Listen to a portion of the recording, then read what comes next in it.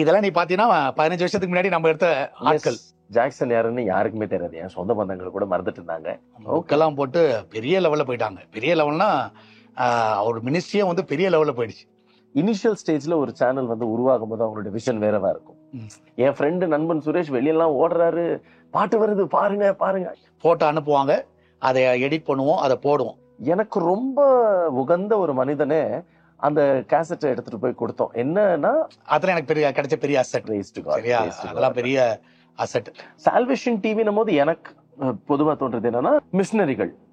என்னோட தரிசனம் இதுதான், என்னுடைய விருப்பம் இதுதான்.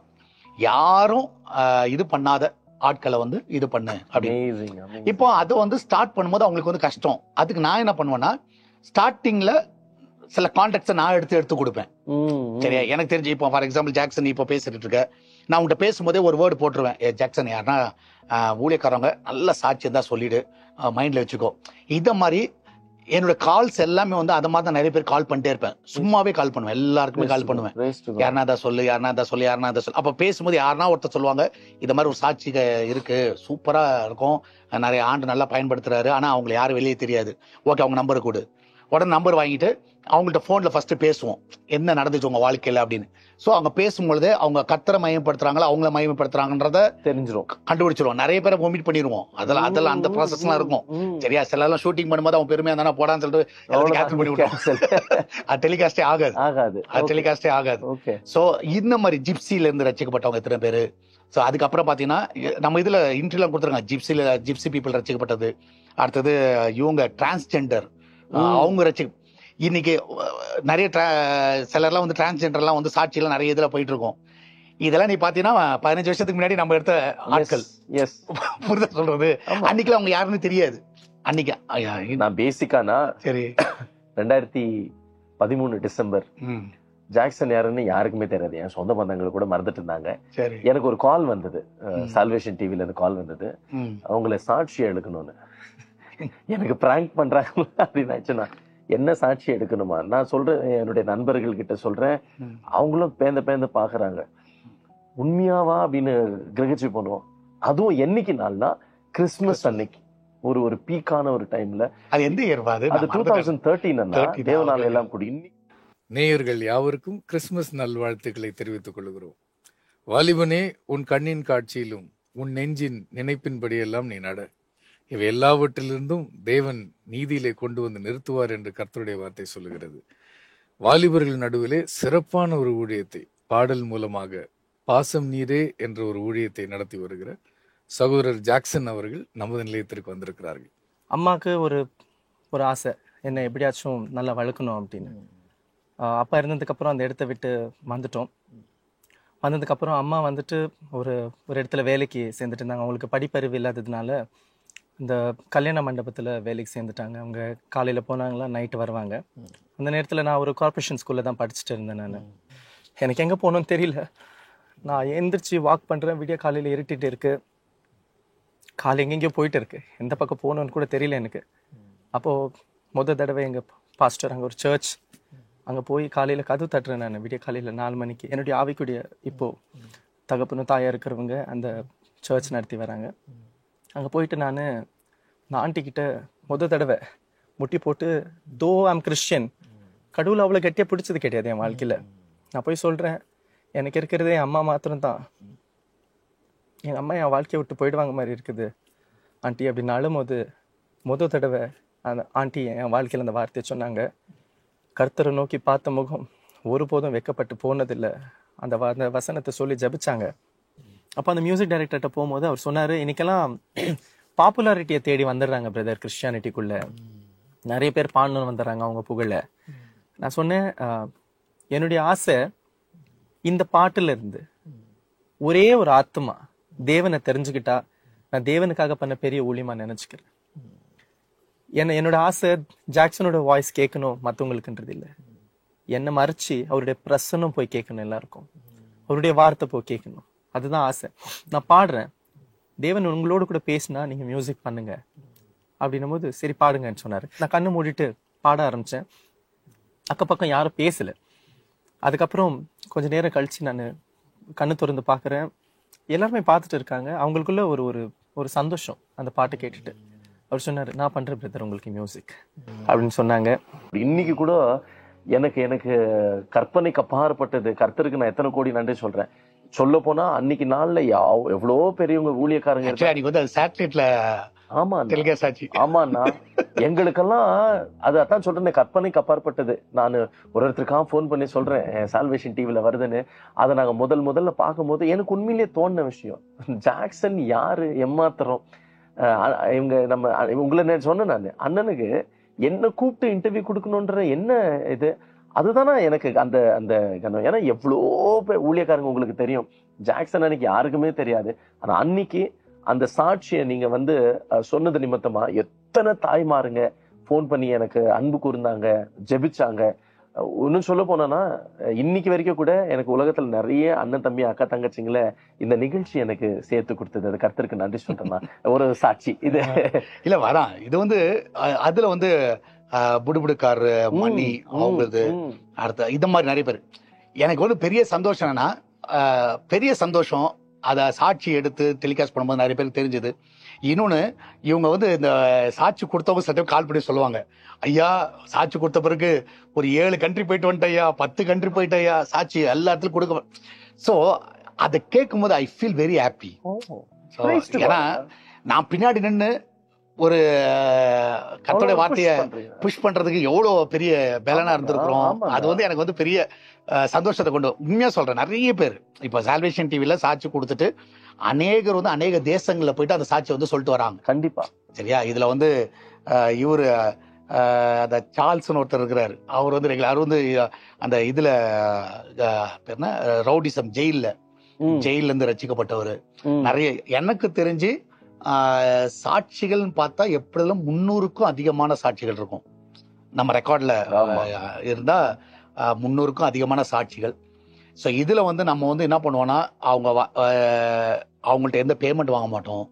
சிலருக்கு நம்ம 2 and 4 பே பண்ணி, ஏன்னா வர முடியாது, அவங்களால சூழ்நிலை இருக்கும், அவங்களுக்கு காசு இருக்காது, ஆனா சாட்சி இருக்கு சரியா.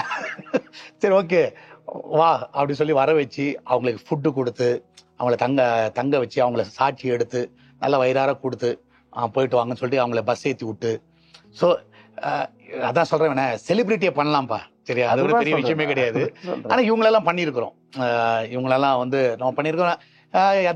இருக்கிற எல்லாருக்கும் தெரியும். ஏன்னா இப்ப நம்ம ஊழியத்துல இருக்கிறவங்க 17 என் கூடயே 17 வருஷம் டிராவல் பண்ணிட்டு தான் இருக்கிறாங்க சரி. அங்க சென்னையில இருக்கிறவங்க 17 வருஷம் டிராவல் பண்றாங்க. ஸோ இதெல்லாம் நம்ம நிறைய ஊழியர்களை ஏற்படுத்தி அவங்க அநேக தேசங்களை போறதுக்கும் உதவி செய்யலாம். நான் பெரிய சாட்சினா, ஒன் ஆஃப் த சாட்சி நான் இங்க முன்னாடியே உட்காந்துட்டு இருக்கேன்.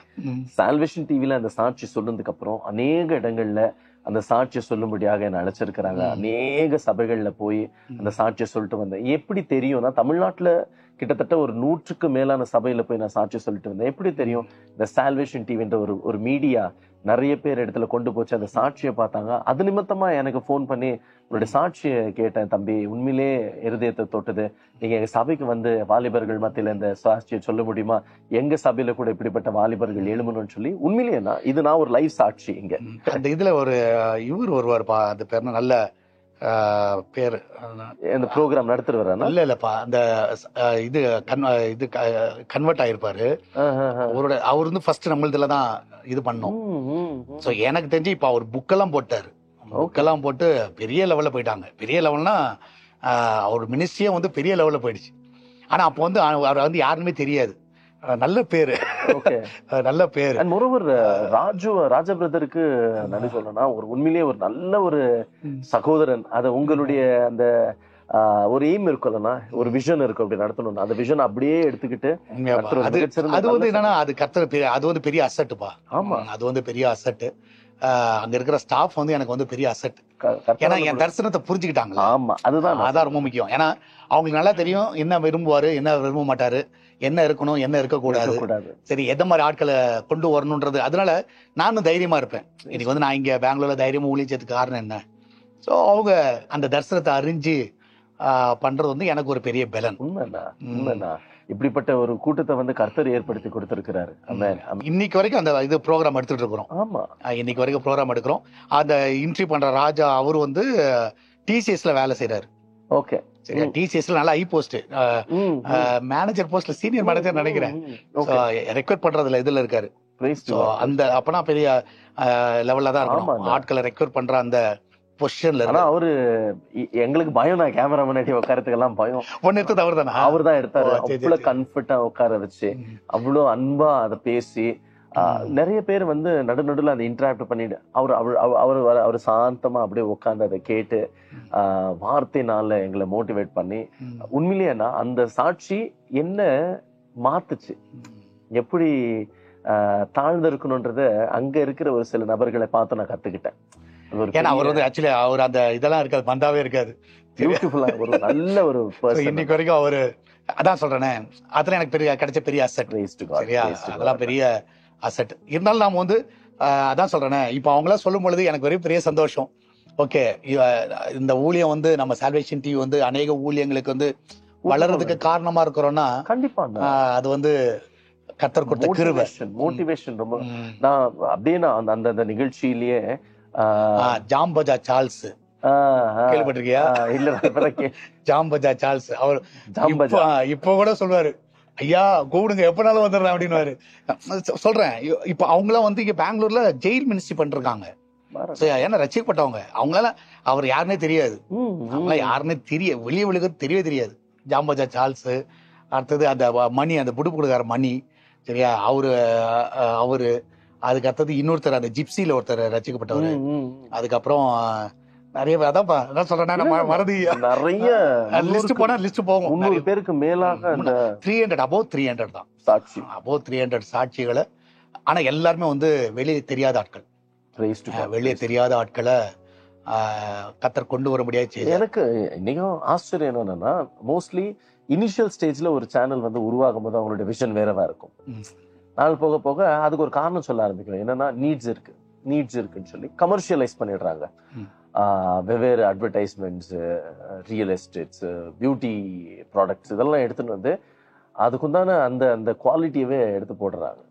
இன்னைக்கு சால்வேஷன் டிவில நான் இதை வெளியில எங்கேயோ கேட்டலன்னா, நான் ஏன் இவ்வளவு கான்ஃபிடென்ட்டா இதை பேசுறேன்னா, நான் ஒரு சாட்சியா இருக்கிறதுனால, பாசம் நீரே அப்படின்ற ஒரு பாட்டை நாங்க வெளியிடும் போது எனக்கு ரொம்ப உகந்த ஒரு மனிதனே அந்த கேசட்டை எடுத்துட்டு போய் கொடுத்தோம். என்னன்னா, அவங்களுடைய நிகழ்ச்சி வரும் டிவில, சால்வேஷன் டிவில வரும். அதனால அவங்க கிட்ட கொடுத்தா எப்படியாச்சும் போயிடாதா, கொடுத்துட மாட்டேன், ஒரு ஆசை இருக்கும்லண்ணா. அப்படி போய் கொடுக்கும் போது அவர் அந்த கையில வாங்கி பார்த்துட்டு, தம்பி நான் டேபிள் மேல வைக்கிறேன், அண்ணா கேட்டா கொடுக்குறேன் அப்படின்னு ரொம்ப டிமோட்டிவேட் பண்ணிட்டார். அப்போ என்னுடைய ஆவிக்குரிய தாயார ஒரு லெட்டர் எழுதி சால்வேஷன் டிவி கொடுத்துருக்குறாங்க. எங்களுக்கு 90% இது பிளே ஆகாதுன்ற நம்மோடுக்கு நாங்களே வந்துட்டோம். ஏன்னா இன்னைக்கு நிறைய பேர் இருக்கிறாங்க, நம்ம யாருன்னு தெரியாது, நம்ம எடுத்திருக்கிற நம்மளே உட்காந்து எடிட்டிங் பண்ணி நம்மளே எல்லாம் பண்ணியிருக்கிறோம். போடுவாங்களே, நான் ஒவ்வொரு நாளும் வந்து உட்காந்துட்டு சால்வேஷன் டிவியை பார்த்துட்டு இருக்கிறோம்னா, மார்னிங்ல இது பண்ணுவாங்களா? ஆமா, ஹலோ வாழ்த்துக்கள், ஹலோ வாழ்த்துக்கள், எஸ் எஸ், ஹலோ வாழ்த்துக்கு நிறைய பேர் வாழ்த்து கொடுத்துச்சு. ஆமாண்ணா, அது உட்காந்துட்டு பார்த்துட்டே இருப்போம். ஒரு நாள் வந்து அந்த பாட்டோட சத்தம் கேட்ட உடனே எங்க வீட்டுல அப்படியே குதிக்கிறாங்கன்னா, எழுந்து குதிக்கிறாங்க, தலைகால புரியல பறக்குறாங்க. என் ஃப்ரெண்டு நண்பன் சுரேஷ் வெளியெல்லாம் ஓடுறாரு, பாட்டு வருது பாருங்க பாருங்க. ஏன்னா சால்வேஷன் டிவி அப்போ எல்லா வீட்டுகள்லயும் அந்த ஹலோ வாழ்த்துக்கள் ப்ரோக்ராம் ரொம்ப பிடிச்ச ஒரு ப்ரோக்ராம், எல்லா பாடல்களும் வரும் அன்னைக்கு. ஆனா உண்மையிலே சொல்றேன், ஒரு சில சேனல்கள்ல கேட்கும் போது எங்களுக்குன்னா உண்மையிலே அன்னைக்கு அந்த பாட்டை ரிலீஸ் பண்ணும்போது எனக்கு சம்பளம் வந்து 2600 ரூபாய்னா, அதை வச்சுதான் அந்த பாட்டை பண்ணோம். அன்னைக்கு ஒரு பாட்டை போடுன்னு சொல்றதுக்கு 20,000 ரூபாய் கேட்டாங்கண்ணா. எனக்கு 20,000 ரூபாய் மேல பயந்துட்டே வந்தேன், 2-3 சேனல்ல. ஆனா இன்னைக்கு வரைக்கும் அண்ணா இதை வந்து நான் கர்த்தருக்கு மகிமையோடு கூட சொல்லுவேன், இன்னைக்கு வரைக்கும் ஒத்த ரூபா நான் சால்வேஷன் டிவி கொடுத்தது கிடையாது. அவங்க உண்மையிலேயே இன்னைக்கு கிட்டத்தட்ட 15 வருஷம் ஆச்சு. இன்னைக்கும் பாடல்களை வந்து எல்லாருக்கும் போய் சேரணுன்ற ஒரு மிகச்சிறந்த ஊழியத்தை செய்துட்டு இருக்கிறாங்க நிறைய சேனல்ல கேட்கும் போது. ஆனா இன்னைக்கும் ஏன் உங்களுக்கு அந்த பாட்டு மேல ஒரு பெரிய எப்படி சொல்றதுன்னா, இந்த ப்ரோக்ராம்ஸ்க்கு வந்து எஸ்பெஷலி காலையில பாட்டுக்கு சம்பந்தப்பட்ட ஒரு ப்ரோக்ராம் வரும், மத்தியானம் வரும், சாயங்காலம். அந்த ஃபார்மேட் வந்து உண்மையா கர்த்தர் நம்மளுக்கு கொடுத்த ஃபார்மேட். இதான் மித்தவங்க காப்பி அடிக்கிறாங்கன்னு வச்சுக்க, அது ஓகே, சரி, அது ஒன்றும் பிரச்சனை கிடையாது. ஏன்னா கத்தோட வார்த்தை போதா சரி, சரியா? ஆனா எனக்கு என்னன்னா, இப்ப மார்னிங் வந்து எழுமிச்ச உடனே, இப்ப ஃபார் எக்ஸாம்பிள் வந்து ஒரு மெசேஜ் கொடுக்குறோம்னு வச்சுக்கோங்க, மெசேஜ் வந்து யாருமே வந்து ரீச் ஆகாது. ஏன்னா ஆபீஸ் போற இதுல இருப்பாங்க, ஸ்கூல் கிளம்புறதுல இருப்பாங்க. அப்ப வந்து மகனே கேள் மகளே கேள்னா இது வந்து நம்ம மைண்ட் செட்டை புரிஞ்சுக்கணும். மக்கள் வந்து எந்த டைம்ல என்ன கேட்பாங்க அப்படின்றதுதான் என்னோட மைண்ட் செட். அப்போ அதுக்கேற்ற மாதிரி ப்ரோக்ராம் பண்ண ஆரம்பிச்சோம். ஸோ அப்போ வந்து மார்னிங் வந்து ஒரு ப்ரேயரோட தான் எல்லாரும் ஸ்டார்ட் பண்ணுவாங்க. ஸோ அப்போ தேசத்திற்காகன்னு சொல்லிட்டு அந்த டைம்ல ஆரம்பிச்சோம். ஸோ மார்னிங்ல வந்து நியூஸ் பேப்பர்ல என்ன நியூஸ் வருதோ, சரியா, இது வந்து வெள்ளூர்ல இருக்கும் பொழுது அங்க இருக்கிற ஹஸ்பண்ட் ஒய்ஃப் 2 பேர், சந்திரசேகரும் அவங்க ஒய்ஃபும், சரியா, கரெக்டா தான் ஞாபகம் வருது சொல்றேன்னு நினைக்கிறேன். எனக்கு பேர் தப்பா இருந்தா மன்னிச்சிடுவோம். அவர் வந்து கவர்மெண்ட் ஸ்டாஃப். ஸோ இப்போ அந்த சிஸ்டர் வந்து இபில வேலை செய்யறாங்கன்னு நினைக்கிறேன். அவங்களும் இபில தான் வேலை செய்யறாங்க. ஸோ இப்போ அவங்க வந்து மார்னிங் நம்ம இதுக்கு வந்துருவாங்க. காலையில 6 மணிக்கு லைவ் அது. அப்போ அவங்க பேப்பர் வாங்கிட்டு 5:30 மணிக்கு நம்ம ஸ்டுடியோ இதுக்கு வந்துருவாங்க. அவங்க வீடும் நம்ம ஆபீஸ் பக்கத்துல தான் வச்சுக்கேன். அங்க வந்துருவாங்க. வந்துட்டாங்கன்னா நியூஸ் எல்லாம் பார்ப்பாங்க, அன்னைக்கு என்ன பேப்பர்ல இருக்கு எல்லா நியூஸ். சோ அப்ப ஒருத்தர் பேப்பர் படிப்பாங்க. நான் பாத்துருக்கேன். அதை வந்து ஜபமா எடுத்துருப்போம்.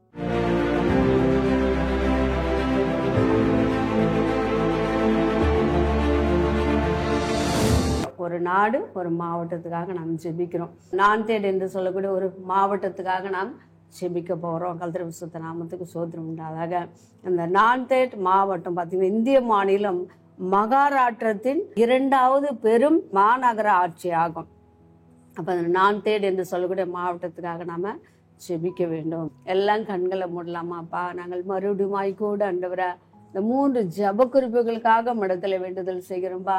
என் பிள்ளைகள் யாரெல்லாம் ஆண்டவர் ஆத்ம பாரம் உள்ளவர்களா இந்த மாவட்டத்துக்காக ஜெபித்து கொண்டு இருக்கிறார்களோ, அப்போ அவர்களோடு சேர்ந்து நாங்களும் ஜெபிக்கிறோம் ஆண்டவரே. ராஜா, இந்த நான்தேட் மாவட்டத்தில் இந்த கோதாவரி ஆற்றில் மீன்கள் எல்லாம் செத்து போய் ஆண்டவரை கத்த வந்து ஆறு எவ்வளோ ஒரே துர்நாற்றம் அடிக்குமாப்பா. இந்த ஜனங்க குளிக்கவோ துணி துவைக்கவோ மற்ற யூஸுக்காக அந்த தண்ணீரை யூஸ் பண்ண கூட முடியாதபடிக்கு எவ்வளோ பெரிய கொடுமையான சூழ்நிலையா இருக்கிறதே. அதற்கு ஏதாவது ஒரு வழியை அரசாங்கம் செய்யும்படிக்கு நீங்க கிருபை செய்யுங்கப்பா. இந்த நாள்ல கூட பரவலா மழைகள் பெய்து கொண்டிருக்கிறது எல்லா இடத்துலயும். ஆனா அதிகமாக இந்த மழை நிமித்தம் பாதிக்கப்பட்டிருக்கிற இடம் டெல்லி, ஹிமாச்சல் பிரதேஷ், பஞ்சாப் இப்படிப்பட்ட இடங்கள்ல அதிகமான மழை நிமித்தம் பாதிக்கப்பட்டிருக்கு. ஹிமாச்சல் பிரதேசத்துலலாம் நிலச்சரிவு, அப்புறம் வெள்ளப்பெருக்கு, இப்படி நிறைய காரியங்கள் நிமித்தம் ஜனங்கள் பாதிக்கப்பட்ட சூழ்நிலையில இருக்கிறாங்க. அவர்களுடைய அன்றாட காரியங்களை அவங்க இழந்து இருக்கிறாங்க. கத்ததான் அந்த இடத்துல ஒரு மன இறங்கி இந்த மழை இப்படிப்பட்ட சீற்றங்கள்லாம் கத்தர் மாற்றி கொடுபடியாகவும் அங்க ஒரு நன்மையான எப்பொழுதும் போல ஒரு டெய்லி லைஃப் அங்க கொண்டு வரும்படியாகவும் ஜனங்கள் எல்லா தேவைகள் சந்திக்கப்படும்படியாகவும் இந்த மழை சீக்கிரமா நிற்கப்படும்படியாகவும் கத்தருடைய காலத்துல ஒப்பு கொடுத்து, அது மாத்திரம் இல்லாம பரவலா எல்லா இடத்துலயும் மழைகள் பெய்து கொண்டு இருக்கிறது. ஆண்டவரே, அநேகர் குற்றமில்லாத ரத்தம் சிந்தப்பட்டு கொண்டிருக்கிறது. ஆண்டவரே, பயந்து ஒளிந்து கொண்டிருக்கிற பிள்ளைங்களுக்கு இயேசுவே ஸ்தோத்திரம். ஆண்டவரே, அப்பா ஒரு பாதுகாப்பு வேணும். ஆண்டவரே, மண்டையில் ஆண்டவரை எங்களை தாழ்த்தி ஒப்பு கொடுக்கிறோம். ஆண்டவரே, அந்த மாநில ஆண்டவரை முன் எப்போதும் இல்லாத பிடிக்க ஆண்டவரை ஸ்தோத்திரம். வைராக்கியமாய் நின்று என் தேவனை பற்றி பிடிக்க ஆண்டவரே இருதயத்துல ஒரு பலத்தை தாங்க. ஆசீர்வதிங்கப்பா. ஆண்டவரே, இந்த பொல்லாத ஆண்டவரே பா இருதயங்களை எடுத்து போட்டு சதையான இருதயங்களை தருபடிக்காய் தாழ்த்தி ஒப்பு கொடுக்கிறோம். ஆசீர்வதிங்கப்பா. இப்போ எனக்கு என்னன்னா, இப்ப நார்மலா ஒரு நான் கிறிஸ்டியன் பாக்குறான்னு வச்சுக்கோங்க, அவனுக்கு வந்து ஜெபம் வந்து அவன் இம்பார்ட்டன்ட் கேட்க மாட்டான். ஆனா எதை கேட்பாங்கன்னா, நியூஸை கேட்பான். சரியா, இன்னைக்கு வந்து தினத்ததியில் எது வந்திருக்கு, தினமலர்ல எது வந்திருக்கு, எல்லாம் அது ஸ்பெசிபிக்கா அந்த பேப்பரை வச்சு சொல்லுவோம். சொல்லிட்டு இந்த மாதிரி நடந்திருக்கு, ஜோம் பண்ணுவோம். அது வந்து செம்ம ஹிட் ஆச்சு. அதுல இன்னொரு கனெக்ட் பண்ணுவாங்கன்னா, நான் பாத்திருக்கிறேன், அந்த நிகழ்வை எடுத்துட்டு அதுல வந்து ஒரு பைபிள் கருவை அன்னைக்கு அது ஒரு கன்க்ளூஷன் கொடுக்குவாங்க. அவ்வளவு பியூட்டிஃபுல் கனெக்டா அது பிரேயர் பாயிண்ட்ஸா கொடுத்துருவாங்க. ஆமா. சோ இது வந்து இன்னைக்கு வரைக்கும் நடந்துட்டு இருக்கு. சோ இன்னைக்கும் வந்து சால்வேஷன் டிவில அங்க சென்னையில இருக்கிற ஒரு குடும்பம் வந்து பண்ணிட்டு இருக்காங்க. சோ அது ஒரு கான்செப்ட் போகும். அதுக்கப்புறம் தான் வந்து யோசிச்சேன். அப்போ காலையில அது முடிஞ்சிச்சு. காலையில எல்லாருமே வந்து என்ன பண்ணுவாங்கன்னா, பர்த்டே விஷயம் வந்து விரும்புவாங்க. ஆமா, சரியா, ஜென்ரலா. அப்போ கல்யாண நாள், திருமண நாள் எல்லாம் விஷ் பண்ணுவாங்களே. ஓகே ரைட்டு, அப்போ இதை பண்ணலாம் அப்படின்னு சொல்லிட்டு அலோ வாழ்த்துக்கு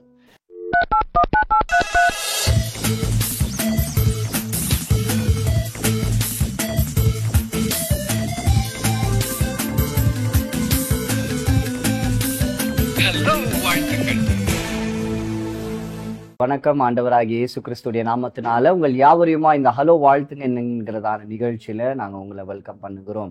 இன்றைய தினத்துல இந்த காலை வேளையில உங்களுடைய வாழ்த்துக்களை பகிர்ந்து கொள்ள நீங்க விருப்பப்பட்டீங்கன்னா கீழே தெரிகிற நம்பருக்கு நீங்க கால் பண்ணி உங்களுடைய ಟಿವಿ ವಾಲ್ಯೂಮ್ ಕೊರಚಿಟ್ಟು ನೀங்க ವಿಶ್ பண்ணுங்க. ನೀವು ಕೂಡ ನಿಮ್ಮ ಒಂದು ಹುಟ್ಟುಹಬ್ಬ ಮತ್ತು ಮದುವೆ ದಿನದ ಶುಭಾಶಯಗಳನ್ನು ಹೇಳಬೇಕಾದ್ರೆ ಕರೆ ಮಾಡಿ ವಿಶ್ ಮಾಡಿ. Praise Lord. Hello, praise Lord brother. Praise Lord மா. யார் பேசுறது? நாங்க பெல்லாரில இருந்து வந்துட்டு பேசுறோம். Mary Florence. Mary Florence. ஓகேமா, விஷ் பண்ணிடுங்கம்மா. இன்னைக்கு எங்க husband birthday. Wish you happy birthday. அருமையான உங்களுடைய ஹஸ்பண்டுக்காக, அருமையான ஊழியருக்காக சால்வேஷன் டிவி சார்பாக, எஸ்தர் பைரோஸின் திருச்சபையின் சார்பாக இனிய பிறந்த நாள் நல்வாழ்த்துக்களை நாங்கள் தெரிவித்துக் கொள்கிறோம். தேங்க்யூ ಫಾರ್ ಕಾಲಿಂಗ್ ಮಾಮಿ. God bless you. ಪ್ರೇಕ್ಷಕರೇ, ಮತ್ತೊಮ್ಮೆ ಈ ದಿನದಲ್ಲೂ ಜ್ಞಾಪಕ ಮಾಡುತ್ತೇವೆ ನಿಮಗೆ, ನೀವು ಕಾಲ್ ಮಾಡೋಕ್ಕಿಂತ ಮುಂಚಿತವಾಗಿ ದಯವಿಟ್ಟು ನಿಮ್ಮ ಟಿವಿ ಶಬ್ದನ ಕಂಪ್ಲೀಟ್ ಆಗಿ ನೀವು ಮ್ಯೂಟ್ ಮಾಡಿದ ನಂತರ ನೀವು ಕರೆ ಮಾಡಬೇಕಾಗಿ ವಿನಂತಿ ಮಾಡಿಕೊಳ್ಳುತ್ತೇವೆ. நேர்களினாலும் கூட இப்பொழுது நீங்க வாழ்த்துக்கள் சொல்கிறதான நேரமா இருக்குது. தயவுசெய்து உங்க டிவி ஸ்கிரீன்ல கொடுத்துக்கிறதான மொபைல் நம்பருக்கு கால் பண்ணி உங்களோட விஷயஸ் வந்து பிறநாள் வாழ்த்துக்கள் வந்து நீங்க சொல்லலாம். நெக்ஸ்ட் காலர் யாருங்க கால் பண்ண சொல்லி நாம பார்க்கலாம். Hello, praise lord. எந்த ஊர்ல இருந்து கால் பண்றீங்க? நான் சென்னை போரூர்ல இருந்து கால் பண்றேன் பிரதர். சரிங்க, இருந்தாலும் நீங்க யாருக்கு உங்களோட வாழ்த்துக்கள் வந்து சொல்ல போறீங்க? என்னுடைய மக எலிசபெத்துங்க, இன்னைக்கு பிறந்த நாளுங்க பிரதர். சரிங்க சரிங்க, அவங்களுக்கு அவங்க வாழ்த்துக்கள் வந்து நீங்க சொல்லுங்க. Wish you many more happy return of the day my dear Elizabeth. நன்றிங்க பிரதர். ஓகே ஓகேங்க, செலக்ஷன் சார்பாக நாங்க கூட உங்க மகளுக்கு வந்து பிறந்த நல்ல வாழ்த்துக்களை நாங்க தெரிவித்துக் கொள்கிறோம். கால் பண்றதுக்காக நன்றி. என் பேரு ஜெயஸ்ரீ, நாங்க அந்தமான்ல இருந்து பேசுறோம். ஓகே, சொல்லுங்க சிஸ்டர், யாருக்கு வாழ்த்து சொல்ல போறீங்க? இன்னைக்கு தங்கச்சி பொண்ணுக்கு ஹாப்பி பர்த்டே. பேரு ஆராதனா. ஓகே, வாழ்த்து சொல்லுங்க. Happy birthday Aradhana. Okay, thank you sister, நீங்க கால் பண்ணதுக்கு. God bless you. ஸோ தேவனுடைய பிள்ளைகளே, அநேகர் உங்களுடைய வாழ்த்து புகைப்படங்களை எங்களுக்கு அனுப்பி கொடுத்திருந்தீங்க. அதை நாங்கள் இப்பொழுது ஒரு வீடியோவாக பண்ணி வச்சிருக்கிறோம். ஸோ இப்போ நீங்க அடுத்து பார்க்க போறது பர்த்டே விஷஸ் வீடியோ. பார்த்த பிறகு நீங்க கால் பண்ணுங்க, நம்ம தொடர்ந்து பேசலாம்.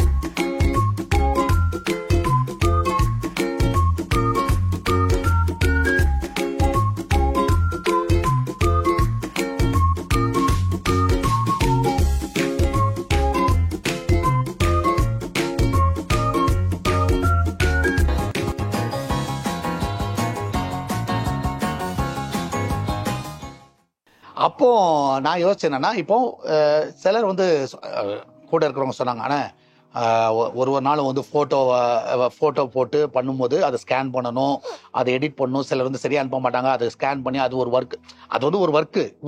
சாதா கிடையாது, அவங்க நேம் டைப் பண்ணணும், அதை பண்ணணும். அதனால ஒரு ஃபோட்டோக்கு ஒரு 500 ரூபாய் கேட்கலாமா? ஒரு ஃபோட்டோக்கு எடிட் பண்ணி ஏன்னா டெலிகாஸ்ட் பண்ண போறோம்ல. சரி, அவங்களோட கான்செப்ட் அது. சரி, கூட இருக்கிற செல்லர் அந்த டைம்ல 500 ரூபாய் கேட்டுக்கலாம் ஒரு ஃபோட்டோக்கு அப்படின்னு. நான் சொன்னேன், இந்த வியாபாரமே பண்ணாத, சரியா? என்னைக்குமே வந்து அந்த வியாபாரம் இந்த நோக்கமே வேண்டாம். உன்னால முடிஞ்சா போட்டோ எடிட் பண்ணி போட முடியல போடலன்னு சொல்லு, பேரை சொல்லு, ஒன்றும் பிரச்சனை இல்லை. ஸோ இந்த கான்செப்ட்ல இப்ப இது வரைக்கும் போட்டோக்கு வந்து காசு வாங்கினதும் கிடையாது. போட்டோ அனுப்புவாங்க, அதை எடிட் பண்ணுவோம், அதை போடுவோம். ஆனா சில டைம் அது மிஸ் ஆயிடுச்சுன்னா திட்டு வாங்குவோம் பாரு, என் போட்டோ எதுக்கு மிஸ் பண்ண, அதுவும் வாங்கியிருக்கிறோம். சரியா, திட்டவும் செய்வாங்க நம்ம ஆட்கள். அதான் சொல்றேனே, ஆனா அதெல்லாம் பெருசா எடுத்துக்கல. ஏன்னா அவங்க ஏன்னா கஷ்டப்பட்டு அனுப்புறாங்க, ஆசையா அனுப்புறாங்க. 1 hour உட்காந்து பார்த்து போட்டோ வரலன்னா எப்படி இருக்கும்? செம்ம கடுப்பா இருக்கும்ல. ஆனா அது வந்து எதுனா இங்க சர்வர்ல மிஸ்டேக் ஆயிருக்கும், இல்லன்னா எங்களால எடிட் பண்ண முடியாத ஒரு சூழ்நிலை இருக்கும், கரண்ட் இல்லாம ஏன்னா எங்கள்கிட்ட இருக்க ரிசோர்ஸ் வந்து கம்மி இல்ல. சோ அந்த மாதிரி ஒரு இது. அப்போ காலையில அப்போ அலோ வாழ்த்துக்கள் வந்து எல்லாம் விஷ் பண்ணுவாங்க. சோ அதை லைவா போன்ல கொண்டு வருவோம். போன்ல அப்ப அந்த பாட்டை கேட்பாங்க, அந்த பாட்டை கேட்பாங்க. அது ரொம்ப கஷ்டம்னா அவங்க கேக்குற பாட்டு போடணும். ஆமா, அது எல்லாம் டேட்டாபேஸ் எல்லாமே வச்சிருக்கணும். அது அதுவும் கஷ்டம் தான். சோ அப்ப அந்த கான்செப்ட்ல அதை கொண்டு வந்தோம். சோ ஒரு 11 மணிக்கு எல்லாரும் வேலை எல்லாம் முடிச்சிருவாங்க, லேடிஸ் வீட்டுல இருப்பாங்க. அப்போ ஒரு ஜபத்தை கொண்டு வா, ஈலிங் டைம் ஒண்ணு கொண்டு வா.